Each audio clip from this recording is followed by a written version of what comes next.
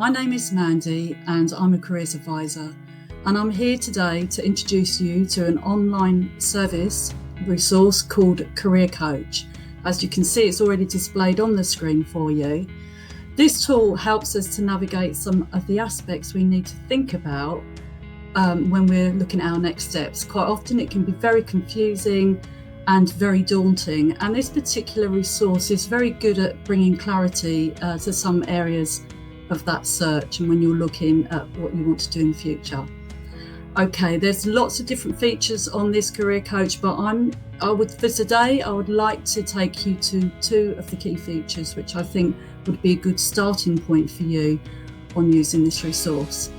Before we go into that though, you need to be aware that this resource is available to anybody and is a free resource which you can find on the Mid-Kent College website, obviously on the careers and guidance page. So you're more than welcome at the end of this presentation or in the future to go on there and explore it for yourself. Okay, so without further ado, let's have a look at one of the first key features. I'm going to bring your attention to the taking of the career assessment.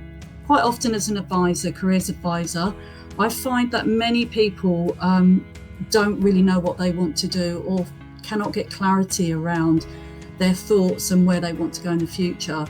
And so this particular assessment will help you with some career suggestions based on your interests.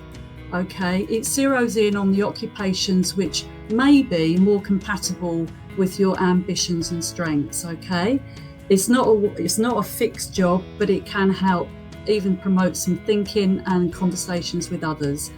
So what I'm going to do is I'm going to quickly take you to the assessment.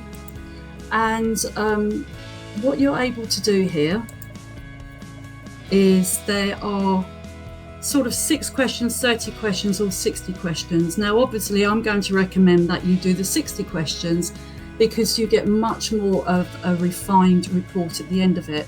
But for the sake of today, I'm going to just quickly whiz you through the 6 questions. Okay, and let's start. So, would you like to work with your hands, with objects, machines and tools and plants and animals? Work and play outside? For me, I strongly disagree. I wouldn't want to do that. Would I like to observe and learn and evaluate or solve problems and questions to explore physical, biological and cultural happenings? I have an interest in these things. I'm a bit of a nosy person and I'm interested in the way people work and what's happening in the world, so I would put agree. Do I like to express myself creatively, use my imagination, feel free to be inventive without limits? I do actually, so I would put agree there. Would you like to inform and help and teach people? Use your skills with words to serve people? I would say I'm 100% on that, so I would strongly agree. And would I like to influence, persuade, lead and manage? I would strongly agree with that one as well. So I click there. And the last question, would I like to work with facts, numbers and details? I can tell you truthfully, no, I would not like to do that. However, I would like to follow directions to organise a plan and complete a project or task. So what I would put in there is that I'm sort of half and half with that one, so I'll put unsure. And then what happens is it comes back with this report and it shows you what your 3 top traits are. Okay, so social, enterprising and investigative. And you can drill down here and you can get more information on that. Now, what I want to say here is this report works really well if you actually get alongside somebody else that knows you or a careers advisor, so you can work your way through the report and share it with somebody so you can get a little bit more guidance alongside that. Okay, so that's a whistle-stop tour of the first feature. The next feature I want to show you leads nicely on from this, which is the labour market insight, okay? And what we're doing here is we are going to look at the careers side of it. And it's very simple to use. It gives information on jobs, on local areas with details such as wages, job demand, who is hiring, and the skills employers are looking for. So, for example, if I wanted to get into nursery nursing, I would simply key this in, nursery nurse, and it brings up 9 results for nursery nurse. So I would click on here, and this particular page just gives you lots of information to consider. Okay, and they're the things we think about when we're going into the world of work. How much are we going to earn? You know, am I going to be able to get employed? Are there jobs out there in that sector at the moment? I don't really know what a nursery nurse does. I'd like to know a little bit more detail. And this particular page on the website is fantastic for that. So it gives you an overview of being a nursery nurse, the money, the jobs and availability, and then it connects you to courses. If you would like to train in that area, then it brings you into courses that are delivered at your local college. Okay, but for the sake of today, I'm not going to go on to that. I'm going to go to the About page. And this is great, especially if you're looking for the first time at possibly being a nursery nurse. So it gives you a little bit more detail about your daily tasks and what you have to do. It then goes on to tell you mostly what the main grade qualifications that particular industry is looking for. And if you look on the right, you can see a map, which is the map of the Southeast. And that is what's happening in that area with the qualification status of the people working in that sector.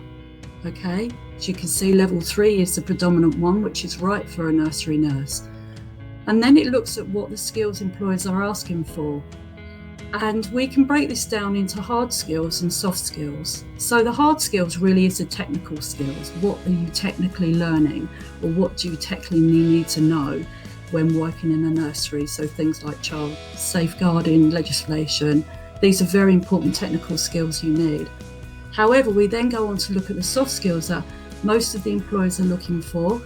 And it's really interesting when you look at this. I'm always amazed as a careers advisor that when you look at the softer skills employers are looking for, they are predominantly planning, enthusiasm, leadership, willingness to learn, self-motivation. Now, if you look at these softer skills, I would say that these are the types of skills that are required for any job.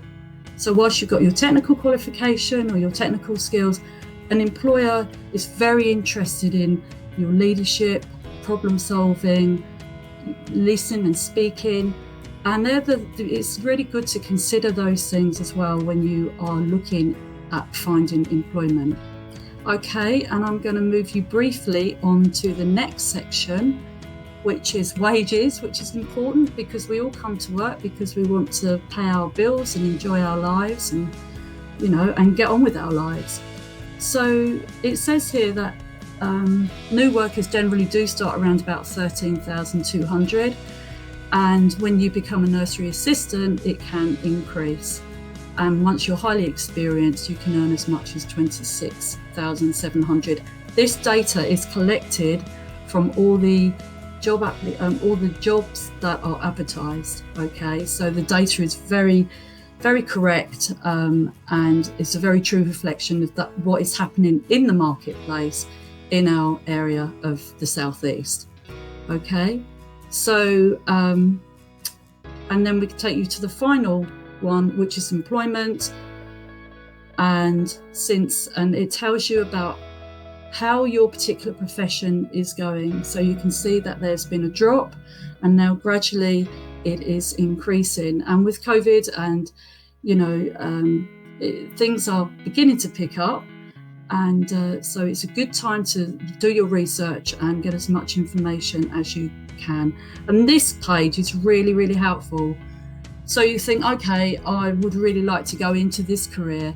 And then it gives you company job postings. So in this area, Busy Bees has been quite a popular employer and is looking for people. So if you think to yourself, hang on a minute, I'd quite like to look at these companies. It's giving you a list of companies that you could send your CV off to. Just Google them and apply to them directly to see if they have any opportunities. And then if you're thinking, well, I'm not too sure if it's nursery nurse, it then offers you alternative occupations that may be of interest. Okay. So to recap, I've shown you the career assessment and how you can identify more of your strengths and your interests. And then I've also shown you this page about the different types of job roles and where you can get more information about the qualifications you may need and the skills that employers are looking for, and then also, the job opportunities within that field. So if you would like to find out more about Career Coach, you're more than welcome, like I said at the top of the session, to go to our webpage, or you can contact us directly at the college to discuss this particular resource in more detail. Thank you very much for listening, and I hope you enjoyed it, and we look forward to seeing you again soon. Thank you.